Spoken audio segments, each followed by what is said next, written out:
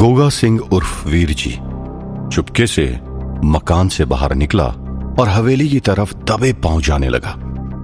कुछ ही समय में वो हवेली में पहुंच गया और वहां पर जाकर उसने शैतान का आवाहन किया। उसकी पुकार सुनकर शैतान तुरंत ही उसके सामने प्रकट हो गया। शैतान के सामने प्रकट होते ही वीर जी ने कहा, ये गांव वाले काफी चालाक हैं, खास करके वो बूढ़ा बाबा।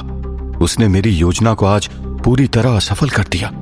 जो पूजा शाम को होने वाली थी, जिससे पहले मैं अपनी योजना को अमल में लाने वाला था, उसने वो पूजा अचानक से दोपहर में ही शुरू करवा दी। और पता नहीं वो पूजा में ऐसा क्या था कि वो पूजा होने के बाद वहां पर मेरी कोई भी शैतानी शक्ति काम नहीं कर पाई।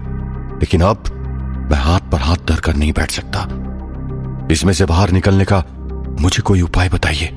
मेरी शैतानी शक्ति उस गांव के अंदर अभी भी काम नहीं कर रही है।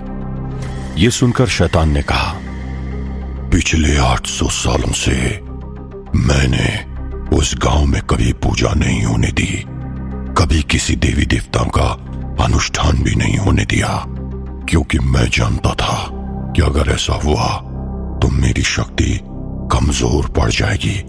लेकिन मैं कुछ दिनों तक शांत हुआ, तुम पर भरोसा रखकर, और उन्होंने इसका फायदा उठाया, गांव में पूजा रखवा दी।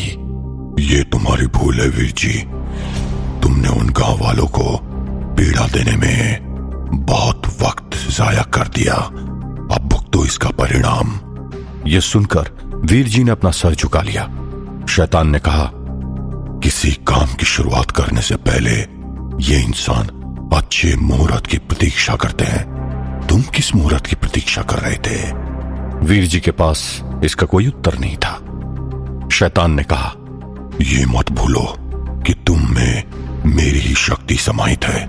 तुम्हें मैंने अपना आधा दिल और खून से फिर से जिंदा किया है। तुम इस बात को कैसे भूल जाते हो कि तुम भी किसी से कम शक्तिशाली नहीं हो।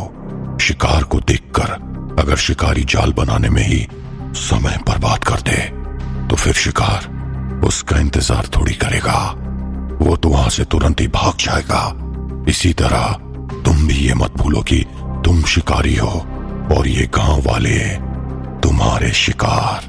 तुमसे कई गुना कमजोर और बेबस हैं ये लोग। अब अपना समय बर्बाद मत करना। अगर उस सिद्धार्थ और गौरी की शादी हो गई तो दोनों ही और भी ज्यादा शक्तिशाली बन जाएंगे। जाओ, बर्बाद कर दो सबको।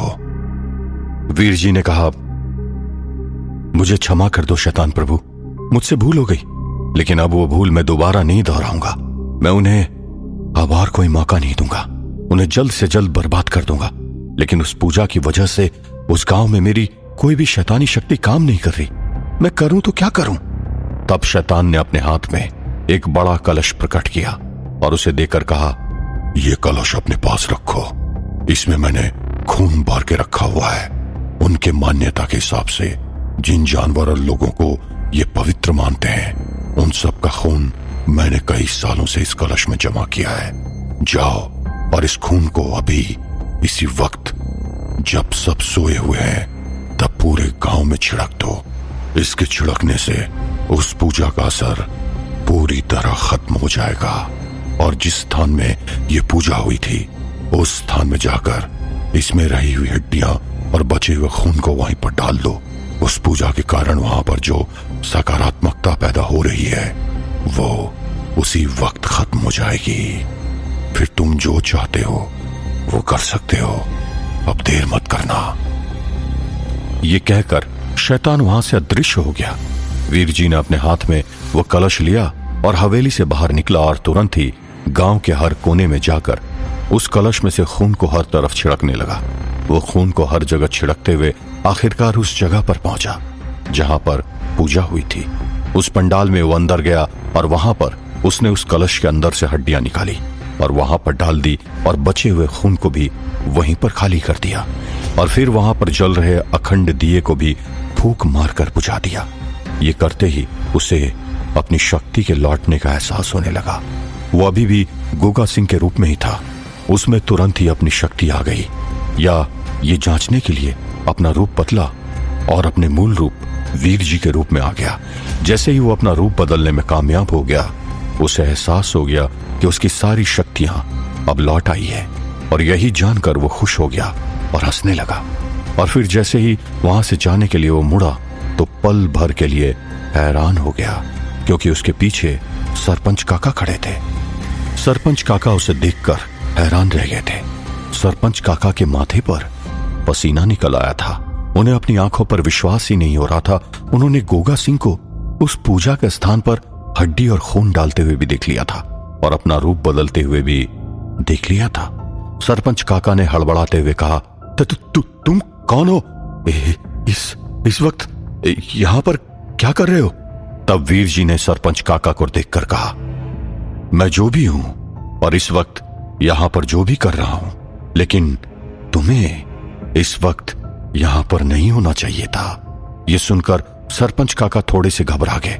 उन्होंने अपने हाथ में पकड़ा हुआ लालटेन थोड़ा सा ऊपर करके उसका चेहरा देखने की कोशिश की, और जैसे ही उसे वीर जी का चेहरा नजर आया तो सरपंच काका ने कहा, तुम कौन हो? वीर जी ने कहा, इतना डर क्यों रहे हो सरपंच काका?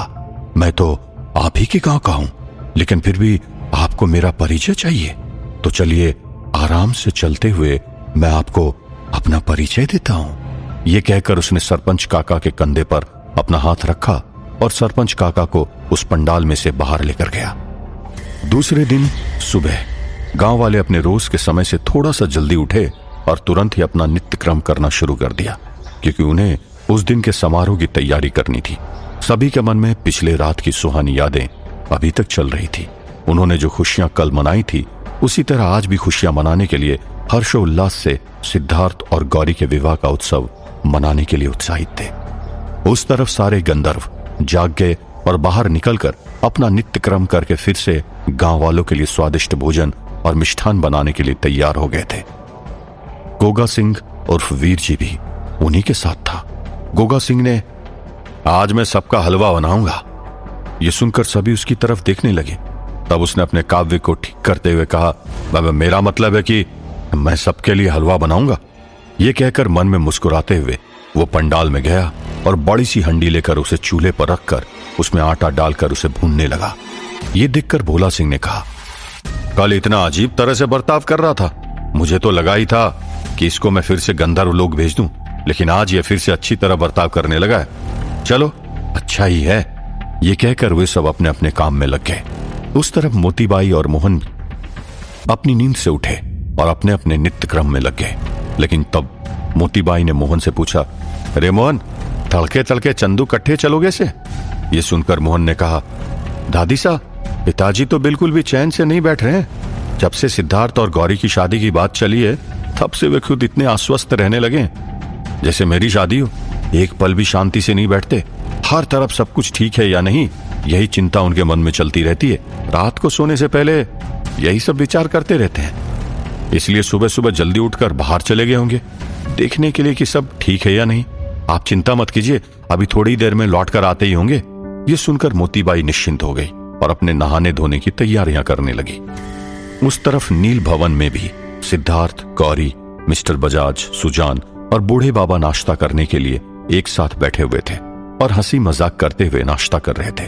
तब बूढ़े बाबा ने कहा, एक साथ बैठकर जितना हंसी मजाक करना है आज कर लो, क्योंकि फिर से यह हंसी मजाक सीधा शादी के बाद ही होगा। यह सुनकर सिद्धार्थ ने पूछा, ऐसा क्यों? तब बूढ़े बाबा ने कहा, क्योंकि आज जो रस्म होने वाली है, इसके बाद दूल्हा और दुल्हन एक दूसरे को तब तक नहीं मिल सकते जब तक कि शादी नहीं हो जाती है। यह सुनकर सिद्धार्थ और गौरी ने एक दूसरे के सामने देखा और फिर सिद्धार्थ ने कहा, अब ऐसा जुल्म भी मत कीजिए हम पर बूढ़े बाबा। तब बूढ़े बाबा ने कहा, अरे कैसा जुल्म भाई, फिर तो जिंदगी भर एक साथ ही रहने वाले हो। 2-3-4 दिन की दूरी तो बनती है, और वैसे भी ये नए जमाने की शादी है, इसलिए सिर्फ 3-4 दिन की बात है। हमारे जमाने में तो कई हफ्तों और कई महीनों तक ये सिलसिला चलता था, क्योंकि उस समय पर सगाई और शादी के बीच में काफी अंतर होता था। कभी कभी तो 1 साल का भी अंतर होता था, और उसके बीच में दूल्हा और दुल्हन दोनों एक दूसरे को देख भी नहीं पाते थे। चलो खैर छोड़ो, ये सब तो पुरानी बातें हैं, लेकिन तुम 3-4 दिन तो जुदाई बर्दाश्त कर ही सकते हो। और एक बात बताऊं सिद्धार्थ, ये 3-4 दिन आजादी के पल पूरी तरह से जी लो, फिर तो उम्र कैद की सजा लगने ही वाली है। ये सुनकर सभी खिलखिलाकर हंसने लगे।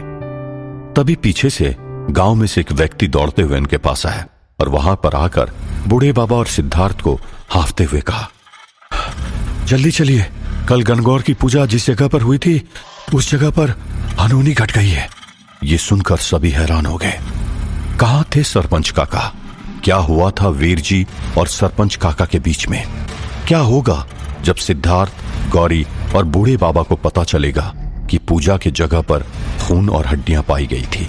क्या इस बार वीर जी अपनी योजना पूरी कर पाएगा? जानने के लिए सुनते रहिए वीरानगढ़, ओनली ऑन पॉकेट FM।